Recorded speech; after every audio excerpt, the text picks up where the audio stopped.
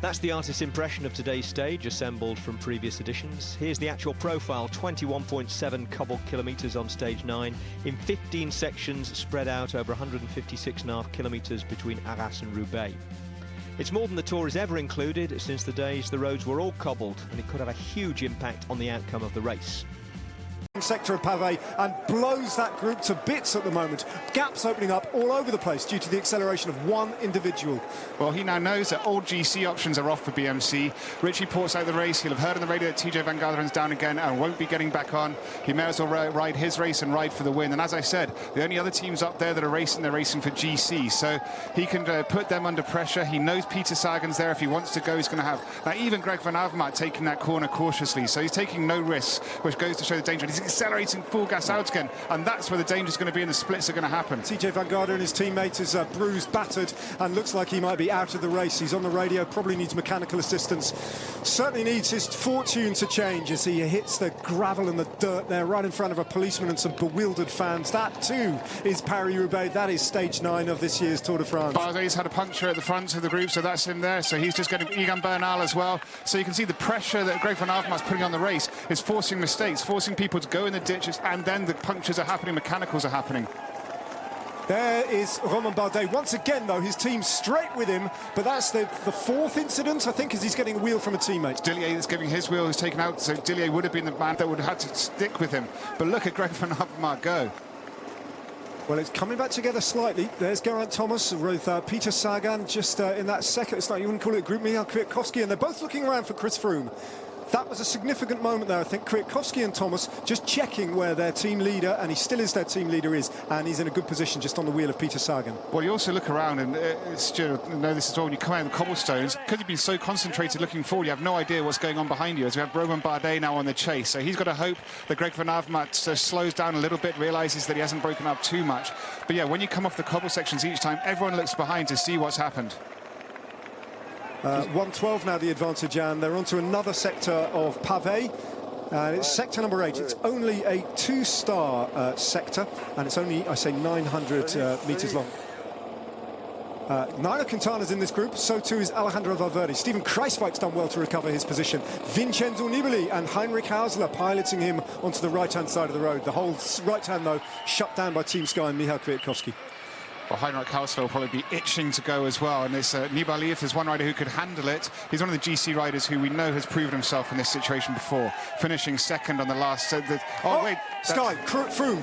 Is he turning the pedals there? There's been a crash, so his crash has gone down. Right at the front. Now, which rider has got through? Michał Kwiatkowski was right on the front. There's the yellow jersey, just evading it. Hausler, 2 Sky riders down, one of whom is Chris Froome, and he's now just mounting on. That's Chris Froome there, and his teammate, I think it might have been Moscon, was just left hanging there a little bit. Big decision now for Team Sky. So now we're going to see how the race unfolds, because they have enough teammates to bring back to look after him, but are they going to wait and see if he can come back on his own first? Little gap opening up to Luke Durbridge's rear wheel, and Froome doesn't look too happy here. Passed by Daryl Impey, passed by Tom Dumoulin, passed by Heinrich Hausler and a bunch of others. That's the immediate aftermath of the crash. Is his bike working all right? He's got a bit of branch stuck in it, tangled up with his Moscon's bike, pushed off by a supporter, back in the race. Look at his hood on his bike, it's all bent in, so that's from the crash. He tried to hit it back, but that's going to be annoying him slightly, but at this point in the race, it's the least of his worries. Wow, it's getting hard even for us to be able to tell which group's which. Well, this is the breakaway. But I mean, once you get into the race, but then a bit further back, it's going to be so confusing for Romain Bardet, for those riders that are picking through, because I don't know how many groups are on the road, but there must be dozens probably by now. Jérôme Cousin and the rider from the original breakaway, Nicolas Edey, they're just off the back. And now Philippe Gilbert goes on the offensive. Gilbert draws out the green jersey of Peter Sagan. There's a reaction from Alejandro Valverde, still there from Movistar, tries to close the wheel. Jasper Stuyven, the yellow jersey then of Greg Van Avermaet. They're all piling onto the wheel of Stuyven, who's trying to close the gap to that big acceleration from 2 favourites in Gilbert and Sagan. Gaviria is attacking, so that's a surprise, and this is classic quick step, and it's how they ride in these sort of races. Yeah, and everybody else just wonders what to do about it for the time being. Movistar, 1, 2, 3, 4, 5 at least, including all of the famous trident from Movistar. There's Jakob Fuglsang in the blue jersey of Astana moving towards the front. Greg van Avermaet on his wheel. Now, where are the Team Sky riders that we were wondering about? So now we know the answer. So Geraint Thomas is left to look after himself up there, while the rest of the riders, Luke Rowe and Kwiatkowski, go back to get Chris Froome. So now we've got 3 GC teams in 3 different groups, each chasing the other. This group here is chasing the Team Sky-led group. Team Sky is chasing the Movistar-led group. Movistar, Sky, AG2R Le Mondial. That's one side of this story. There's Adam Yates in the Froome group, and he's only got one teammate working for him, but they've closed the gap for now. Sylvain Chavanel is in that group too. And that was the crash that caused that pile-up that brought down Chris Froome. 3 Team Sky riders down. Oh, that's Christoph as well, who's gone. So it's his teammate who brought him down. It's Moscon that went down. Yeah. And Gaviria's attack for now has been neutralised. 35 seconds back from this group is the Romain Bardet AG2R-led group. Yeah, just hearing that on race radio. And at the moment, this is, well, what is it, the 3rd time that Romain Bardet's had to chase back on today's stage. That's the gap between the group of all the other favourites. With the exception of TJ Van Garderen and, of course, Richie Porte. Worth stressing again that he is abandoned on today's race. And that might well be a really hard gap for them to close.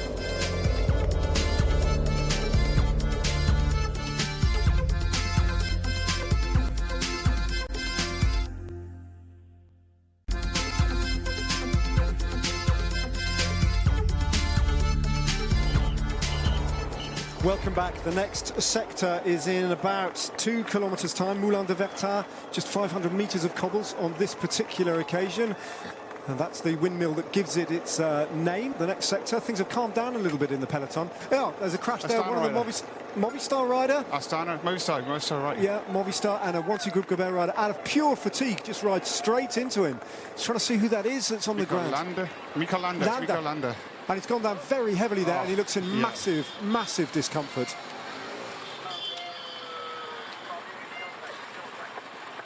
We see it here. He's having a drink. He's drinking. Oh, wow. Boom. And the Groupama FDJ rider did well to just get round that, as did those others, apart from the rider from Wanty Group Gobert, who's Timothy Dupont, who's ridden straight into him. That was horrible. So one leader down for Movistar, who hitherto have ridden perfectly. Alejandro Valverde is still there. Pretty sure Nairo Quintana's still there. Yeah, I can't see him making it back on. I mean, the Bardet group's coming up quickly behind. If Landa was to jump up, he could get back onto that group, but I don't know, he went down so heavy. It's BMC now go again, and I'm sure it's Greg van Avermaet that sent him ahead, just getting him to really pile the pressure on to allow him to make a counter-attack. BMC heading the peloton onto Sector 5, Moulin de Vertat. Really short, this sector. Only a 2-star sector. Looks pretty bumpy to me, but every single bump is going to hurt. Look at that bike bashing around. The crowd's here ever thicker as we edge towards Roubaix. The front of the race just 45 seconds away.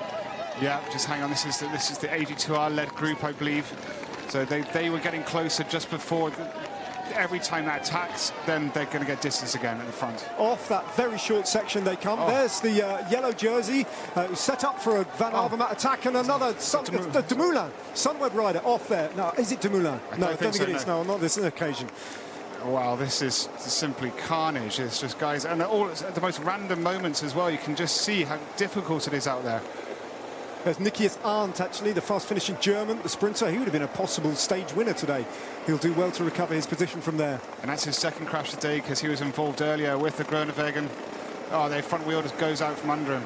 Dusty roads here won't help. All the dust being carried off the pavé and onto the tarmac as well. Smooth tarmac, a bit of dust. And here's Dumoulin stretching things out and going on the attack.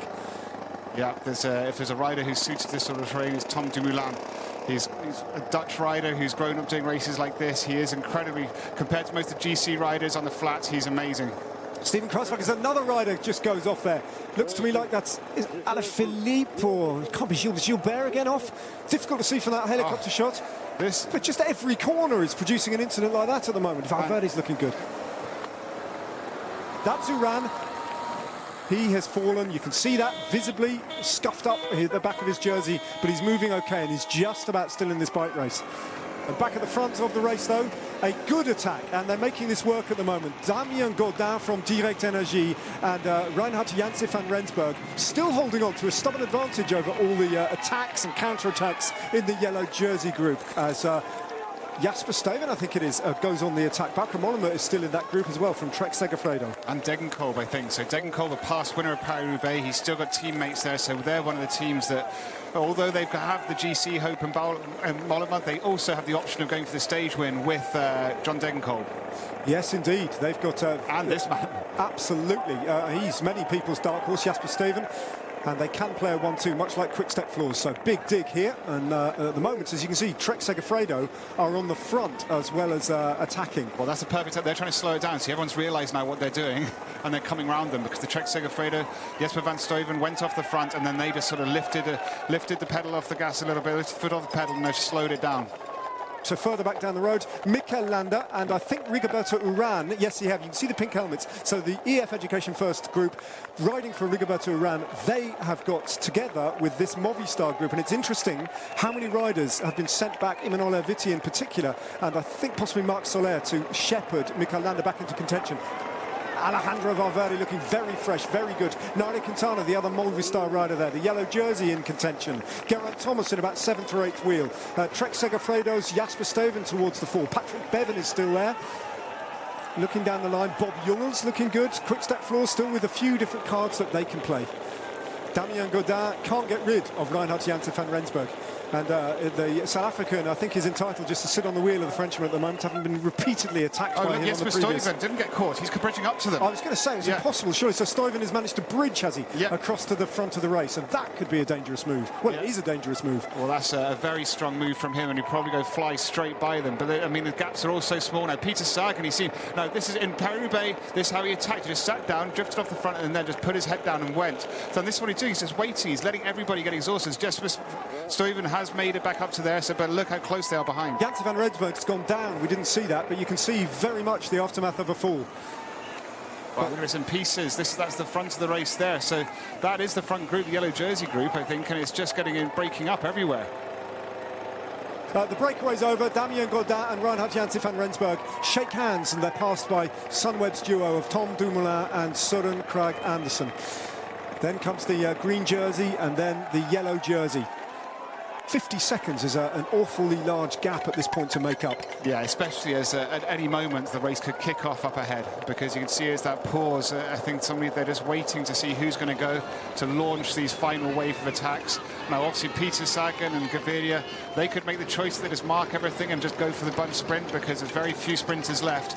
But at the same time, will Peter Sagan feel that he wants to minimise the risk of being beaten by Gaviria and attack himself? As looks, Yves Lampaert is gone now on the attack. Yves Lampaert from Quick Step Floors with the yellow jersey. Greg Van Avermaet, no obvious reaction from the green jersey. Can't see Sagan anywhere near the front. And the other rider to go with them, is that Stuyven or Degenkolb? I think it's Stuyven. Is it Degenkolb? I think it's Degenkolb. Former winner of Paris-Roubaix.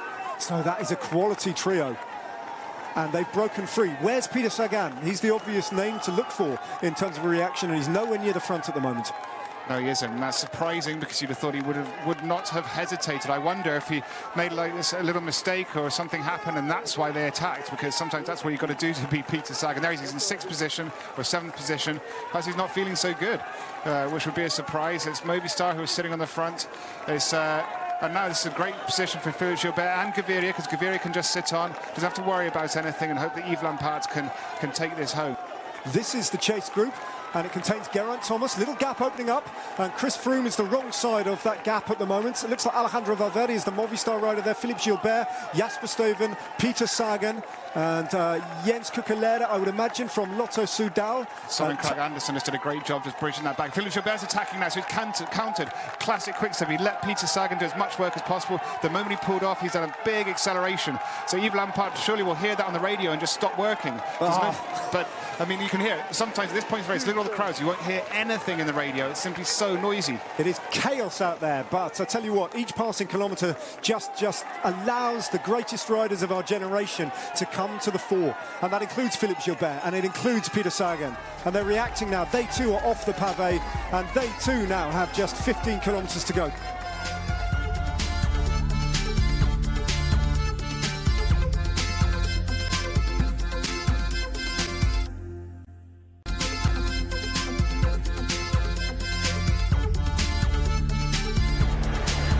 So here we go. The last of the cobbles on stage 9 is upon them. Greg van Avermaet bows his head in the yellow jersey. Yves Lampaert goes through.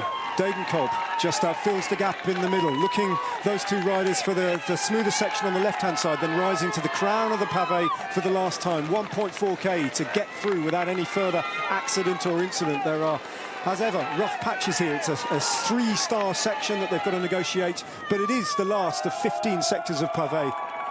This is a group of favourites. They've given up trying to win this stage, I think. 7.4k to go and a gap that's growing up towards a minute. That would be very hard to close, even for the exceptional talent that we've got in that group, where Peter Sagan and Philippe Gilbert continue to cut slightly frustrated figures, I would imagine. Well, quick stepper, that's a great tactical move. That's Philippe Gilbert just keeping the pace down. His teammates up the road, and he just wants to see how slow he's made it, the fact everyone's bunching up around him. It's not up to Quick-Step to control it there, obviously, because they've got a teammate up the road. So that was classic Quick-Step, great teamwork and tactics. Onto the pavé goes the Lander group, some 20 seconds down on the general classification group of favourites.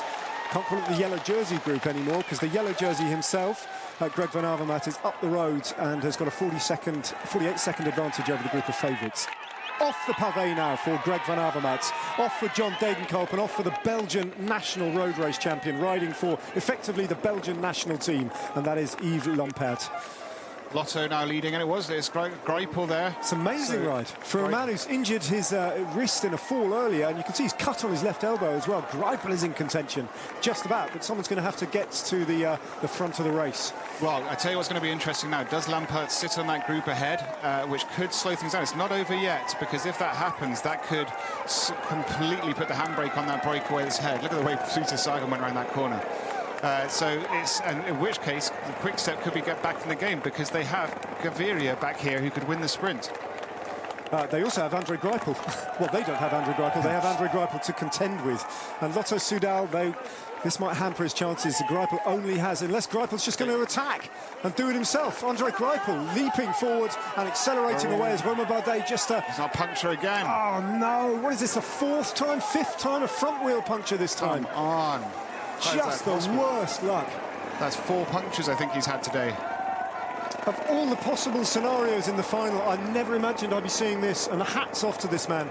I mean, Dan Martin attacking in the final 5 kilometres of stage 9 with Geraint Thomas and Chris Froome on his wheel. Then comes Sylvain Chavanel, Nairo Quintana brilliantly, Alejandro Valverde too. What a selection that is. Mostly GC favourites all over the front of this chase group. So as I said, the advantage now for Romain Bardet in this chase that he has is these 3 riders are so far ahead of that other group that they're almost giving up behind. This man knows all on his own. This is demoralising. Look at that, the empty road in front of him. No teammates left. He's used up all his teammates, shaking his head. There's no convoy coming by. There's nothing. There's no other groups. This is the problem, because he's already had 3 or 4 stops already. He's used up all his teammates, so he's going to wait for Movistar and latch on that train. Probably the wisest thing to do. Just let go of the convoy of cars, his team car just tracking his move. Sagan attacks now, and this is a big move. It's pretty desperate stuff. I mean, only one rider in the world could probably try something like this, but even he, I think, would acknowledge that's his one move too much. Gilbert goes with him, Steven goes with him, and Bob Jungels goes with him. So 2 Quick-Step riders straight onto that attack, and Gilbert counters. Yeah, it's all over the place now. It's like the end of a junior race to a certain degree, where it's just attacking left, right and centre. But it's he's just got to hope Bardet just to keep his head down, hope that Movistar is still strong enough. I think he might have had a couple of teammates in that group. Oh, so look how Bardet's hurting here. That's just one prolonged scream of agony. Not just the physical side of it, but the mental anguish that he's been put through. The way he's recovered, his powers have recovered, the service that his team have done for him. And ultimately, it might all be for nothing. And now they can start to think about finessing their sprint. On paper, John Degenkolb is the fastest man here, but Sagan hasn't given up. Trouble is, even if he, in the unlikely event of he gets back onto this group, look who he's got on his wheel. 2 Quick-Step Floors riders and Jasper Steven. Well, You can't drag them across. No, and this is a great move for Bob Jungels. So let's not forget, he is a GC racer, and he's taking time out of all the other GC riders, so that is a good move for him. Indeed he is, in 5th place at just 22 seconds in the general classification. He's not going to take the yellow jersey from Greg van Avermaet, but he will be making strides onto the podium at this rate. So he can commit, and so too can this man. Does have a teammate up the road, and Philippe Gilbert can work for Jungels here. There's no chance that I don't think they'll drag Peter Sagan and the rest of them into the mix. However, they are starting to look at each other a little bit here. Yeah. I mean, Bob Jungels is a great move because he is the best climber of those guys, and he could be riding himself into a yellow jersey later on in this week if he can get that gap from all the other GC races. They go left, there's one more right-handed turn and then another right hand before they get to the finish line. That's the Flamme Rouge, 1 kilometre of stage 9 to go. That's your final selection, and the yellow jersey, predictably enough, is among them. Now they've got a minute, so they can stall a bit and they can do the old cat and mouse games, but they seem to be aware. John Degenkolb is... Jon Pet has to go long, doesn't he, David? Yeah, he has to. I mean, he seems pretty smart. He's led these two are so... They've almost written off Lampert, I think. So the two of them are just watching each other. Now, Lampert is going to try and profit off that. He might feel that he can beat them in the sprint. I mean, he must be quite confident because he's been riding with them the whole way. But it definitely seems that Degenkolb and Van Avermaet are more concerned in each other than they are about Lampert. Inside the final 700 metres. The Belgian national champion. We are so close to Belgium now. Another Belgian wearing the yellow jersey, a German. Both those men have won Paris-Roubaix. Lampert hasn't yet. There is no more Belgian man than Yves Lampert. Grew up on a vegetable farm very near the finish of Kern, Brussels, Kerner. Dreams of one-day success. This would be his biggest achievement to date. A stage winner at the Vuelta, the national champion of Belgium. Degenkolb on the front, watching everyone like a hawk. This is proper cat and mouse. Pick your winner. It's almost impossible. And in the meantime, this is Bob Jungels trying to stride up the general classification. Surely the stage win is among these three men. The car's still blocking the way between the first group and the second group on the road. Degenkolb still watching them all like, oh, it's a track sprint. We're not on the track of Paris-Roubaix, but this is a track sprint. Degenkolb goes long inside the 200 metres now. Can he hold on? Van Avermaet trying to get on terms. Van Avermaet trying to get level with him, getting level with him, drawing level with him, back onto the wheel. Degenkolb is going to hold on for a win. Greg Van Avermaet has to settle for second place in the yellow jersey, and Yves Lampert will pick up a brilliant third as Bob Jungels time trials his way to fourth place and takes time on many of the other GC rivals. He's passed in the end ultimately by Philippe Gilbert and Peter Sagan doing battles for fourth and third and fifth place, and Jasper Stuyven picks up the minor placings there with Bob Jungels for company. Andre Greipel brilliantly sprinting in the company of Edouard Bersenhagen, Fernando Gaviria, Alexander Kristoff. Then comes Chris Froome and Geraint Thomas across the line. Little time gaps perhaps emerging there. This big group coming over together, though. Was that Bardet who made it back on? I think it was Bardet that made it back on there, just on the back of that group, on the line. Well, that explains the grimacing and all screaming from Bardet. Oliver Nace and his teammates must have done an exceptional turn in those last kilometres and connected them right in the final metres. And here comes the Rigoberto Urán group. So it hasn't gone the way of this Colombian, but it definitely went John Degenkolb's way. And he was very, very cool and backed his own power there, didn't he, David, on the front on that sprint. I mean, that was, and you know what, it's such a wonderful victory for him, who's had such a horrible last 2 years after that horrific crash. And Paris-Roubaix was one of the last big wins he had before that crash. So this really is for him, I think, full circle, and will be a very emotional win. You're watching Rigoberto Urán, who finished, don't forget, in second place in the Tour de France last year. Only now stopping the clock, nearly 2 minutes after John Degenkolb won stage 9. He's had a terrible couple of years, John Degenkolb, since a training accident left him with an injured hand and badly dented confidence. And as he celebrated with teammates, he was also remembering a close friend he lost this past winter. So it was understandably an emotional post-race interview, over and above what you'd expect from even a Roubaix stage winner. Pure happiness. Really, I was chasing this victory so long, and it's really hard to describe. Now let's check the result. Degenkolb, Van Avermaet and Lampert had 19 seconds on the line over Gilbert, Sagan, Stuyven and Jungels. Andre Greipel led in the rest of the lead bunch. Amazingly, after all the action, Thomas, Dumoulin, Froome, Nibali, Quintana, Yates, Fuglsang and Martin were all in there together. Landa and Bardet lost only 7 seconds to them after their long chase back. Rigoberto Urán was the big GC loser among those who finished, shipping over a minute and a half to most of his rivals. John Degenkolb's Paris-Roubaix win came during his finest season in 2015. Today's win, I think, has made his 2018 season whatever happens from here on. Peter Sagan couldn't follow when Dagan, Kolb and Co made the decisive move, but picked up green jersey points as he does every day. Greg Van Avermaet missed out on the win, but added 9 bonus seconds to the margin he had over the rest of the field at the finish. 6 on the line, 3 at the bonus point, which is the last of the race. Here are the new standings then. Van Avermaet's lead is up to 43 seconds over Geraint Thomas. Bob Jungels is up to 4th within 7 seconds of Thomas. Rigoberto Urán has disappeared from the top 10, so it's a jump out to a minute 31 for Alejandro Valverde. Rafa Majka and Jakob Fuglsang are right behind him. Chris Froome, Adam Yates and Mikel Landa are tied on a minute 42. Vincenzo Nibali and Tom Dumoulin keep their relative gaps to Froome and company. Romain Bardet lost 7 seconds, but it could have been more given his bad luck. Nairo Quintana defied predictions and lost nothing. He's now 3 seconds ahead of Rigoberto Urán.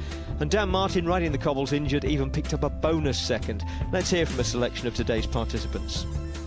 Chris, your director of Sportive Service, Carnarvon, said, was that a nice day in hell when you came in, was it? Pretty good description. Yeah, brutal stage. I think I'm just grateful to have got through that without any major issues. Had a little bit of a tumble halfway through when Gianni came down in front of me, but I'm just grateful to have got through the stage because, yeah, I mean, there were some guys, Richie Porte, obviously good friend of mine, who's obviously didn't make it through. It sounds as if I don't know how badly injured he is, and I hope it's not serious. But it's always sad to hear one of your main rivals having to leave the race under those conditions. Geraint, you've ridden a few Paris-Roubaix. How did that compare? Yeah, strange. It was because there's obviously GC guys and guys going for the stage, and it split, and then sort of nobody would really ride, and it'd stop, and then come back together, and it'd split again and come back together, and which was kind of frustrating. You kind of just want to keep going, but at the same time, you don't necessarily want to be the one riding with 50k to go. So, but yeah, it was a hard day. It was just full on, a lot of sprinting for sectors. So yeah, it was a big day. Adam, was that better than expected and about as good as you could have hoped? Oh, it's about what we expected, really. You know, there's a big group of GC guys there at the end. So yeah, the guys looked after me real well. There's a couple of sections where guys got mechanicals or punches or whatever, and you know, we were behind, but they worked to bring me back. So yeah, great performance from the guys, and we didn't lose any time, so good day. Tom Dumoulin, congratulations. It was a good stage for you. You look strong. Yeah, I felt strong, but eventually it led to nothing. So it's slightly disappointing. It was an opportunity, you felt. Yeah, I wanted to see today as an opportunity rather than just being scared of everything that could go wrong. And so yeah, I tried it in the final, but it wasn't meant to be. I'm not sure that hard is the word. It was incredibly hard. You know, I've got a new level of respect for the guys who like Paris-Roubaix because but what a great experience. Like, I loved, in a strange way, I loved every minute. You know, wow, like, what a day. You're in prime position now to take the yellow jersey, or at least go for it in the Alps. You must be excited. Yeah, it's certainly a different style of racing now, different terrain. Hopefully it feel good, but yeah, we'll see. Guys who do Paris-Roubaix often talk about how long it takes them to recover, sometimes 3-4 days. Is that a journey into the unknown for you? No, I mean, we've done cobble sections in the Tour before. This isn't a first for us, but thankfully we've got a recovery day tomorrow, so we'll definitely soak that up and make the best of that. But you're relieved most of all? Yeah, I'm relieved to get through today, and really looking forward to getting into the mountains now, where the real race will start.